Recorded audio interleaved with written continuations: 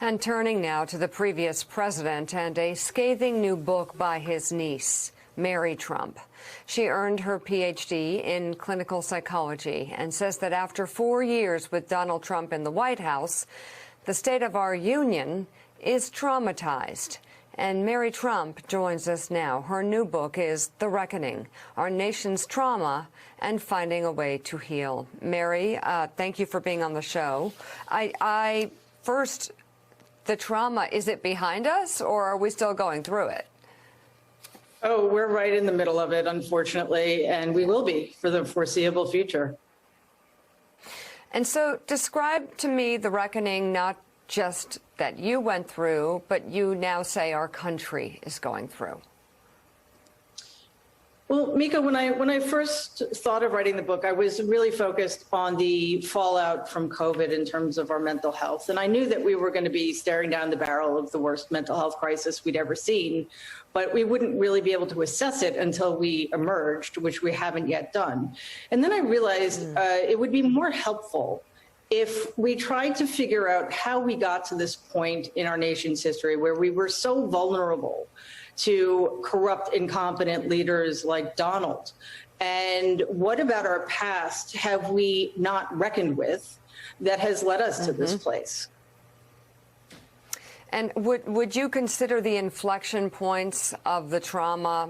I'm looking at COVID as a huge one, where it also shows the massive disconnect in the country between those who have sort of fallen for a cult leader and those who have not. And also January 6th. Absolutely. Before January 6th, we were looking at the COVID crisis, the ancillary economic crisis, and the crisis of our democracy, all three of which have been and continue to take their toll.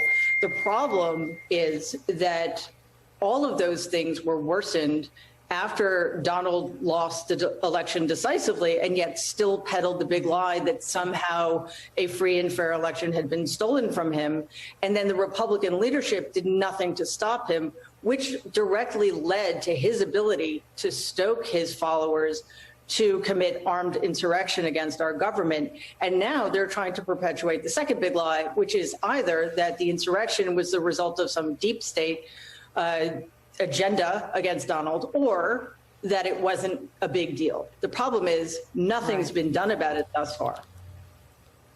So in some ways, the country has become incredibly divided or dysregulated.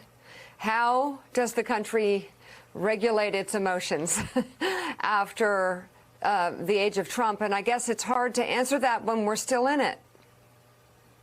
Yeah, that is the problem.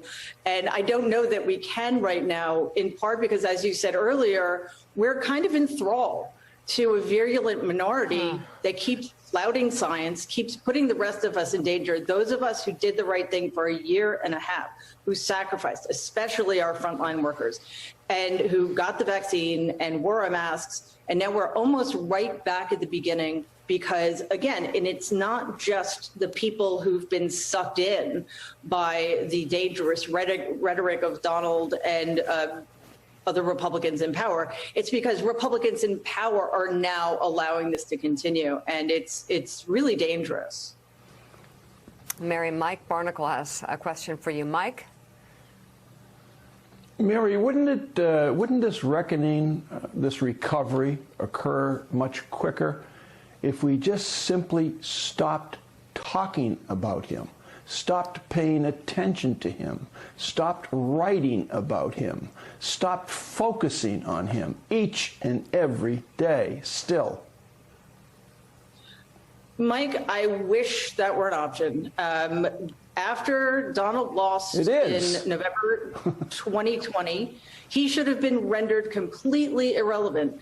It's the Republican Party that keeps him relevant, though. He does continue to have an outsized influence because Republicans are still going down to kiss his ring and get his endorsements. And it's not going to end until the Republicans get repudiated for continuing to perpetuate Donald's agenda and Donald's dangerous rhetoric. That's the problem. I wish we didn't ever have to speak about this person ever again. Unfortunately, he's still very much in the mix, and we ignore him at our peril. The book is The Reckoning, Our Nation's Trauma and Finding a Way to Heal. Mary Trump, thank you very much.